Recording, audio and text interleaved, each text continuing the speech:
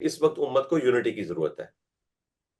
सुन्नी शिया के इख्तलाफ को पसे पुश डालकर उम्मत एक जगह जमा हो। जिस तरह सऊदी अरब ने इस वक्त अक्लमंदी का मुजाहरा किया है पाकिस्तान के इंटरवीन करने की वजह से, और उन्होंने ईरान के साथ अपने मामलात को सेटल डाउन किया है। अदरवाइज जिस तरह ईरान ने पहले हमला किया था तो मामलात बिगड़ सकते थे। फिर हमारे जो नायब प्राइम मिनिस्टर हैं इसहाक डार साहब, उन्होंने एफर्ट पुट की और वो मामलात रुक गए, क्योंकि सऊदीया ने गारंटी दे दी कि हमारा कोई भी अड्डा ईरान के खिलाफ इस्तेमाल नहीं होगा। तो उन्होंने कहा ठीक है, हम भी फिर आप पे हमला नहीं करेंगे। एटलीस्ट सऊदी अरब ने तो अक्लमंदी का सबूत दिया, बाकी मुसलमान मुल्क भी दें। और बजाय इसके कि वो काफिरों के साथ खड़े हों, काफिर तो मुश्किल वक्त में छोड़ के चले गए उनको। बिल्कुल। हाँ, देखें इतना इनको माल खिलाया अरब कंट्रीज ने, जब मुश्किल वक्त आया तो वो तो छोड़ के चले गए।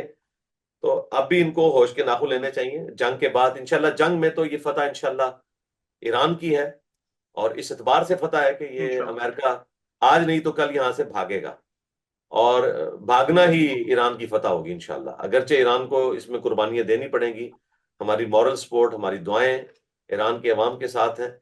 और इंशाल्लाह ताला ईरान के लिए मुस्तकबिल रोशन है इस एतबार से। और जिस तरह अफगानिस्तान रशिया के साथ लड़ाई के बाद रशिया के लिए एक समझ लें डरावना ख्वाब बन गया, और वो हम्म। सुपर पावर उस तरीके से ना रही, इस तरीके से ईरान इनके लिए एक डरावना ख्वाब बनेगा इंशाल्लाह।